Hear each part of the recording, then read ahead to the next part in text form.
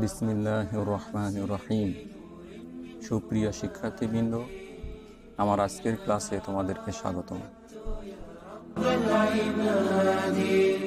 وانتشت روحي وصار الدمع يجري يا إلهي خذ بقلبي للرشاد أشرقت نفسي। আমাদের আজকের ক্লাসের আলোচনার বিষয়বস্তু হলো রাসায়নিক সাম্যাবস্থার বৈশিষ্ট্য এবং সকল উভমুখী বিক্রিয়ায় সাম্যাবস্থার দিকে ধাবমান, এই বিষয় দুইটি।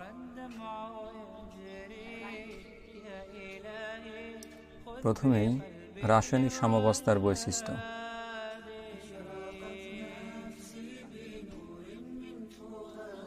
রাসায়নিক সাম্যাবস্থার অনেকগুলো বৈশিষ্ট্য আছে। এখানে আমরা সংক্ষেপে কয়েকটি বিষয় নিয়ে আলোচনা করব। প্রথম পয়েন্ট, ঘনমাত্রার নির্দিষ্টতা।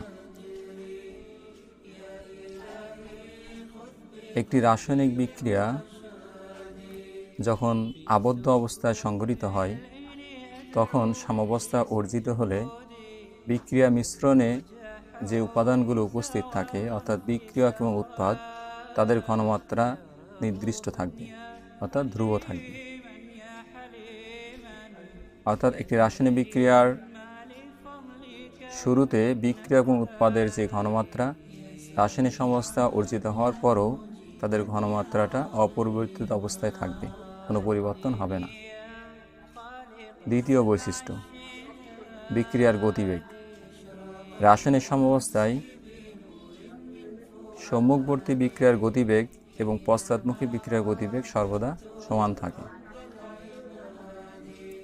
তৃতীয় পয়েন্ট, সাম্যের অবস্থান।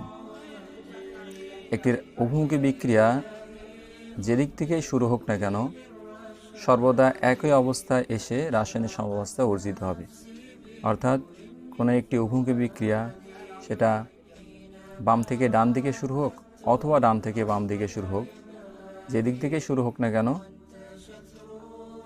বিক্রিয়াটি একটি নির্দিষ্ট অবস্থায় এসেই কেবলমাত্র রাসায়নিক সাম্যাবস্থা প্রাপ্ত হবে। এখানে একটি উদাহরণ দেওয়া আছে, যেমন হাইড্রোজেন এবং আয়োডিনের বিক্রিয়ায় হাইড্রিওডিক অ্যাসিড উৎপন্ন হয়েছে। এটি একটি উভমুখী বিক্রিয়া। এই বিক্রিয়াটি যদি বাম দিক থেকে শুরু হয় অথবা ডান দিক থেকে অর্থাৎ HI থেকে হাইড্রোজেন এবং আয়োডিন উৎপন্ন হচ্ছে, এভাবে শুরু হয়, যেদিক থেকে শুরু হোক না কেন বিক্রিয়াটি একটা নির্দিষ্ট অবস্থায় এসে রাসায়নিক সাম্যাবস্থা প্রাপ্ত হবে, একই অবস্থানে এসে। এর পরবর্তী পয়েন্ট হলো সংগঠন ক্ষেত্র। একটা রাসায়নিক বিক্রিয়ায় যদি বিক্রিয়ক এবং উৎপাদসমূহের ভৌত অবস্থা, একটি রাসায়নিক বিক্রিয়ায় যদি উৎপাদসমূহের ভৌত অবস্থা গ্যাসীয় হয় অথবা বিক্রিয়কসমূহের ভৌত অবস্থা গ্যাসীয় হয়, অর্থাৎ রাসায়নিক সাম্যাবস্থা যদি গ্যাসীয় অবস্থায় সৃষ্টি হয় তাহলে অবশ্যই এটি খোলা পাত্রে রাসায়নিক সাম্যাবস্থা সৃষ্টি হবে না। কারণ খোলা পাত্রে গ্যাসীয় উৎপাদগুলো বা বিক্রিয়কগুলো এটা বাতাসে উড়ে যাবে, অর্থাৎ তাদের স্থান ত্যাগ করবে, বিক্রিয়া স্থল ত্যাগ করে চলে যাবে, যার কারণে পুনরায় বিক্রিয়াটি সংঘটিত হওয়ার সুযোগ পাবে না, ফলে রাসায়নিক সাম্যাবস্থা অর্জিত হবে না। তাই যদি বিক্রিয়ক বা উৎপাদসমূহের ভৌত অবস্থা গ্যাসীয় হয় তাহলে অবশ্যই রাসায়নিক সাম্যাবস্থা অর্জনের জন্য অবশ্যই বিক্রিয়াটি আবদ্ধ পাত্রে সংঘটিত করতে হবে। খোলা পাত্রে সংঘটিত হলে পারে এটি আর উভমুখী অবস্থায় বিক্রিয়াটি সম্পন্ন হবে না, ফলে রাসায়নিক সাম্যাবস্থা অর্জিত হবে না। যেমন এখানে দুইটি উদাহরণ দেওয়া আছে। একটি উদাহরণ দেওয়া আছে, সেটা হলো ক্যালসিয়াম কার্বনেট থেকে তাপ দিলে পারে ক্যালসিয়াম অক্সাইড এবং কার্বন ডাইঅক্সাইড উৎপন্ন হয়। এখানে কার্বন ডাইঅক্সাইডের ভৌত অবস্থা হলো গ্যাসীয়, এটি উৎপাদ। তো কার্বন ডাইঅক্সাইড এখানে গ্যাসীয় অবস্থায় আছে। যদি এটি বদ্ধ পাত্রে সংগৃহীত করা হয় তাহলে এই কার্বন ডাই অক্সাইডের সাথে ক্যালসিয়াম অক্সাইড পুনরায় বিক্রিয়া করে ক্যালসিয়াম কার্বনেট তৈরি করবে। কিন্তু যদি বিক্রিয়াটি খোলা পাত্রে সংঘটিত করা হয় তাহলে কার্বন ডাই অক্সাইড, যেহেতু এটা গ্যাসীয়, সুতরাং এটি বিক্রিয়া স্থল ত্যাগ করে বাতাসে উড়ে চলে যাবে। ফলে পুনরায় ক্যালসিয়াম অক্সাইডের সাথে কার্বন ডাই অক্সাইডের সংস্পর্শ সম্ভব হবে না এবং বিক্রিয়াটিও পশ্চাৎমুখী হবে না, অর্থাৎ বিক্রিয়াটির সাম্যাবস্থা অর্জিত হতে পারবে না। এরপরে পঞ্চম পয়েন্ট হলো অনুঘটকের প্রভাব। অনুঘটক বলতে প্রভাবক। রাসায়নিক সাম্যাবস্থার উপরে প্রভাবকের কোনোই প্রভাব নেই, তবে বিক্রিয়ার বেগ সম্মুখ অথবা পশ্চাৎমুখী যে কোনো বিক্রিয়ার বেগ বৃদ্ধি করে দ্রুত রাসায়নিক সাম্যাবস্থা অর্জনে প্রভাবক সাহায্য করে। বিষয়টা আবার বলছি যে রাসায়নিক সাম্যাবস্থার উপরে প্রভাবকের কোনো প্রভাব নেই, তবে দ্রুত সাম্যাবস্থা অর্জিত যাতে হয় সেই কাজে প্রভাবক সাহায্য করতে পারে। কিভাবে? সেটা হলো যে সম্মুখবর্তী বিক্রিয়ার গতিবেগ অথবা পশ্চাৎমুখী বিক্রিয়ার গতিবেগকে বৃদ্ধি করে।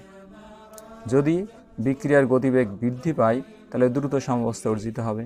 তাই প্রভাবক বা অনুঘটক বিক্রিয়ার বেগ বৃদ্ধি করে দ্রুত সাম্যাবস্থা অর্জনে সহায়তা করে, কিন্তু সাম্যাবস্থার উপরে এর কোনো প্রভাব নেই। এরপরে আসি ষষ্ঠ পয়েন্ট বা সর্বশেষ পয়েন্ট, সেটা হলো যে নিয়ামকের প্রভাব। কোনো একটি বিক্রিয়া একবার সাম্যাবস্থা অর্জিত হলে তা চিরকাল ধরে চলতে থাকবে, কখনো এর সাম্যাবস্থা নষ্ট হবে না সাধারণ অবস্থায়। তবে যদি কোনো নিয়ামক, বাহ্যিক নিয়ামক যেমন তাপমাত্রা, চাপ বা বিক্রিয়ক বা উৎপাদ সময়ের ঘনমাত্রা, এইগুলোর যদি কোনো পরিবর্তন ঘটানো না হয় তাহলে এই অবস্থা চলতে থাকবে। কিন্তু যদি এই বাহ্যিক নিয়ামক যেমন তাপমাত্রা, চাপ বা বিক্রিয়ক বা উৎপাদ সময়ের ঘনমাত্রার পরিবর্তন ঘটানো হয় তাহলে রাসায়নিক সাম্যাবস্থারও পরিবর্তন ঘটবে। অর্থাৎ একটি রাসায়নিক বিক্রিয়া একবার সাম্যাবস্থা অর্জিত হলে তা চিরকাল ধরে চলতে থাকবে, অক্ষুণ্ণ থাকবে, যদি বাহ্যিক কোনো নিয়ামক যেমন তাপমাত্রা, চাপ বা বিক্রিয়ক বা উৎপাদ সময়ের ঘনমাত্রার পরিবর্তন না ঘটানো হয়। এই হলো সংক্ষেপে রাসায়নিক সাম্যাবস্থার 6টি বৈশিষ্ট্য।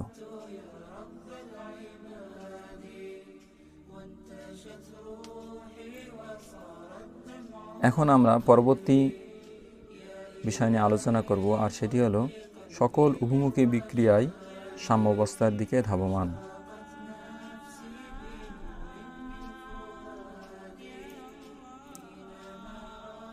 যখন একটি উভমুখী বিক্রিয়া শুরু হয় তখন বিক্রিয়ার শুরুতে সম্মুখবর্তী বিক্রিয়ার গতিবেগ বা হার বৃদ্ধি পায়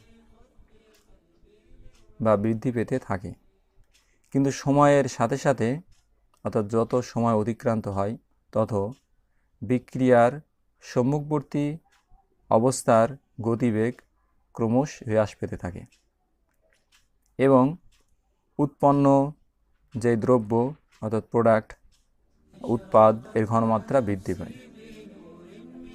যেহেতু বিক্রিয়ায় উৎপন্ন উৎপাদ দ্রব্যের ঘনমাত্রার পরিমাণ বেড়ে যায়, ফলে উৎপাদসমূহ আবার নিজেদের মধ্যে বিক্রিয়া করে পশ্চাৎমুখী বিক্রিয়া সংঘটিত করার সুযোগ পায়। এক্ষেত্রে তখন বিক্রিয়কের থেকে উৎপাদের ঘনমাত্রা বৃদ্ধি পায় সম্মুখবর্তী বিক্রিয়ার চেয়ে পশ্চাৎমুখী বিক্রিয়ার গতিবেগটা বাড়তে থাকে।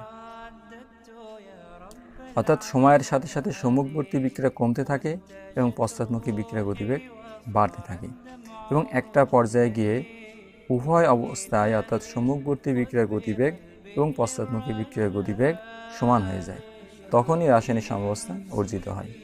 সুতরাং দেখা যাচ্ছে যে সকল উভমুখী বিক্রিয়ায় আসলে সাম্যাবস্থার দিকে ধাবমান থাকে এবং সাম্যাবস্থা অর্জন করতে পারে। তো এটাই হলো আমাদের আজকের ক্লাসের আলোচনার বিষয়বস্তু। ইনশাআল্লাহ আমরা পরবর্তীতে ভিন্ন কোনো টপিক নিয়ে আলোচনা করব। আল্লাহ হাফিজ। আসসালামু আলাইকুম রহমতুল্লাহ। لي سواد في سوادي يا رغوفا